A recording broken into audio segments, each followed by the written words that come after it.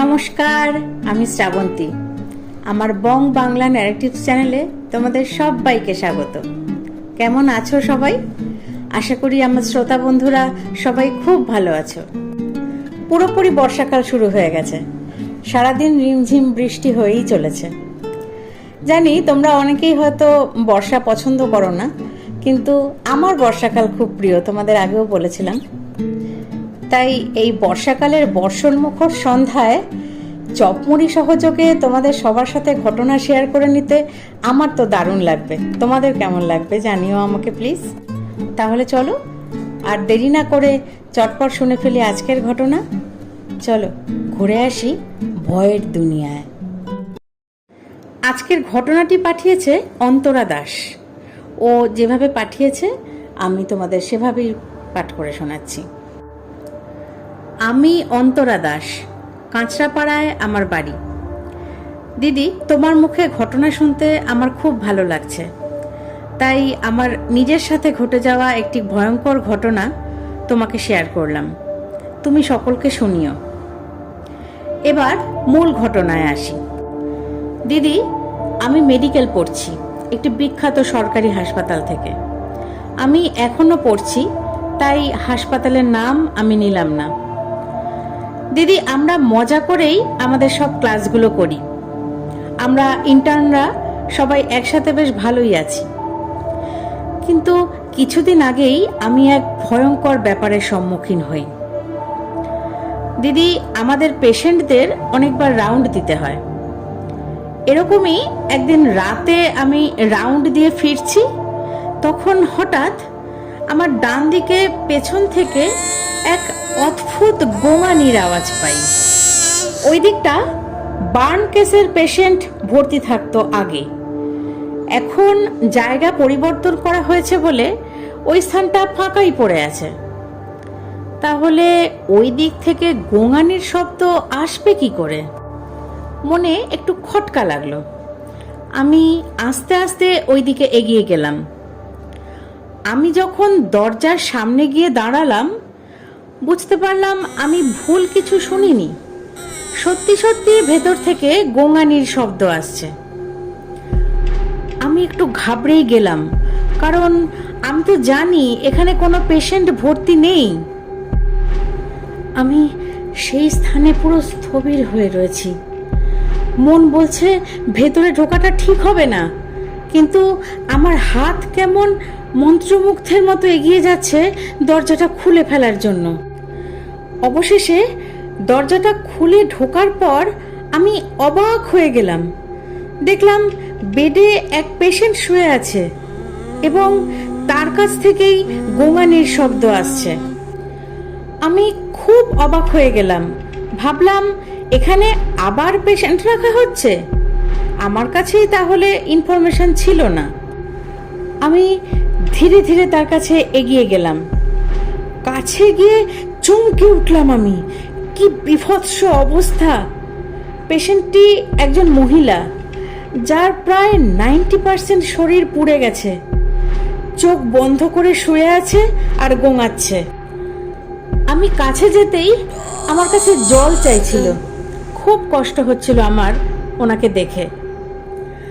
বোতলের ঢাকনাতে করে 2-3 ফোঁটা জল ওনার ঠোঁটে দিলাম, কিন্তু উনি আরও জল চাইছিলেন। আর জল ওনাকে দেওয়া যাবে না, সেটা ওনার জন্যই ক্ষতিকর। ভাবলাম সামনে থাকলেই বেচারি বারবার জল চাইবে। এই ভেবে ওখান থেকে চলে আসার জন্য আমি যেই ঘুরেছি, অমনি সেই মহিলা উঠে বসে আমার হাত চেপে ধরলো। আমি ঘাবড়ে গেলাম, উনি উঠে বসলেন কি করে?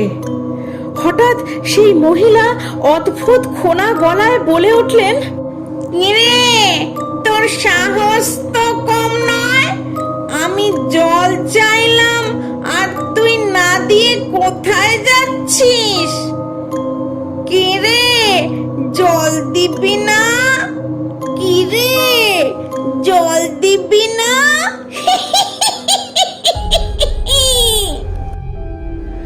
আমি তখন আতঙ্কে সম্পূর্ণ আড়ষ্ট হয়ে গেছি। হাত ছাড়িয়ে নিয়ে দৌড়ে পালিয়ে আসবো, কিন্তু পারছি না। এরপর কি কি হয়েছে আমার আর মনে নেই, শুধু শেষ মনে আছে জ্ঞান হারাবার আগে আমি সর্বশক্তি দিয়ে জোরে চিৎকার করেছিলাম। জ্ঞান ফেরার পর দেখি আমি হাসপাতালের এক বেডে শুয়ে আছি। আমাকে ঘিরে আমার বন্ধুরা আর দুটো নার্স দিদি, সবাই বেশ উদ্বিগ্ন মুখে আমার দিকে তাকিয়ে আছে। আমি আস্তে আস্তে সব ঘটনা খুলে বললাম। সব শুনে নার্স দিদি দুজন পুরো অবাক। নার্স দিদি দুজনেই অনেক পুরনো এখানে। সব শুনে ওনারা যা বলল তাতে আমরা সবাই খুব ভয় পেয়ে গেলাম।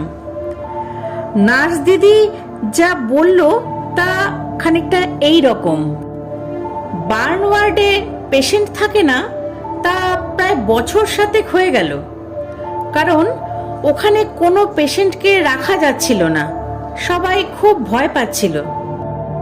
এই কথা শুনে আমরা তখন কেন পেশেন্টরা ভয় পাচ্ছিল এর কারণ জিজ্ঞাসা করাতে নার্স দিদি বলল,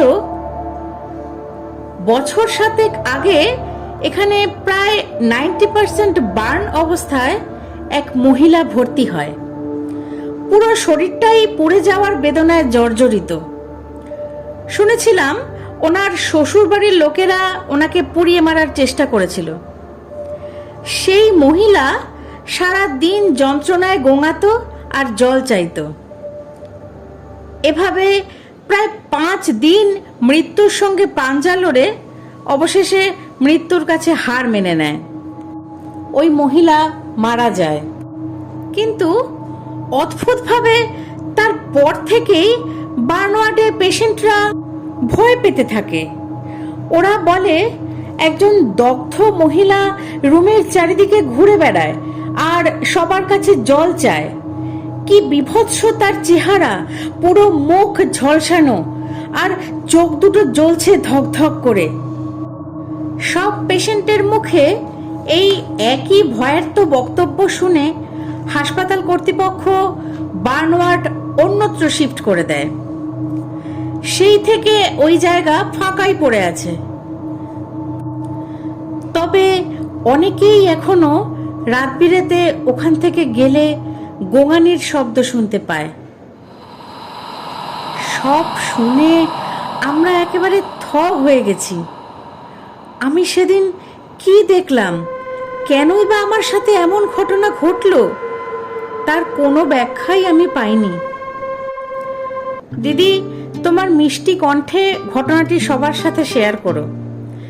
তুমি খুব ভালো থেকো, তোমার নতুন চ্যানেল দ্রুততার সাথে এগিয়ে যাক, আর আমরা সবাই যেন একটি পরিবার হয়ে উঠতে পারি, এই কামনা করে আজ শেষ করলাম।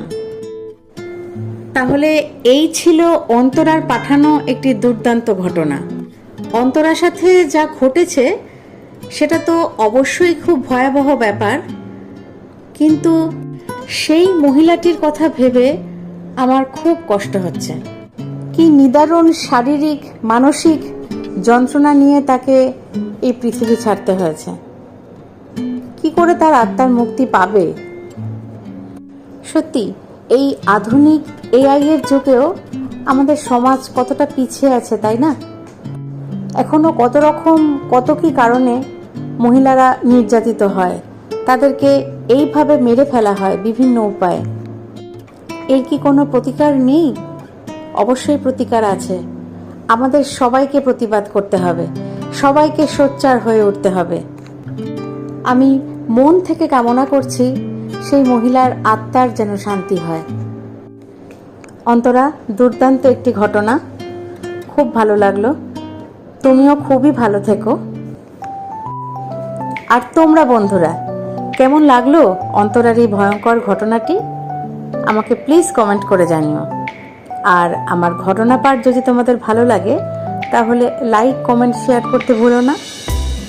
তোমরা তো সবাই জানোই সোমবার আর শুক্রবার সন্ধ্যা 6টা মানে বং বাংলা ন্যারেটিভসের তরফ থেকে অনেক দারুণ দারুণ সব ঘটনা। আর এত দুর্দান্ত সব ঘটনা তোমরাও আমাকে পাঠাতে পারো। ডেসক্রিপশন বক্সে আমার ইমেল আইডি দেওয়া আছে। তোমাদের সাথে বা তোমার বন্ধুবান্ধব আত্মীয় স্বজনদের সাথে এরকম ঘটনা যদি ঘটে থাকে বা তোমাদের জানা থাকে, আমাকে পাঠিয়ে দিও। সেই ঘটনাগুলোও আমি সবার সাথে শেয়ার করে নিতে পারবো। তোমাদের অনুপ্রেরণাতেই আমি আরও সামনে এগিয়ে যেতে পারবো। তাই তোমরা সবাই আমাকে সাবস্ক্রাইব করে আমার পাশে থেকো। আজ তাহলে এই পর্যন্তই। সবাই খুব ভালো থেকো, সুস্থ থেকো। আবার আরেকটি ঘটনা নিয়ে চলে আসবো আগামী দিন। ধন্যবাদ।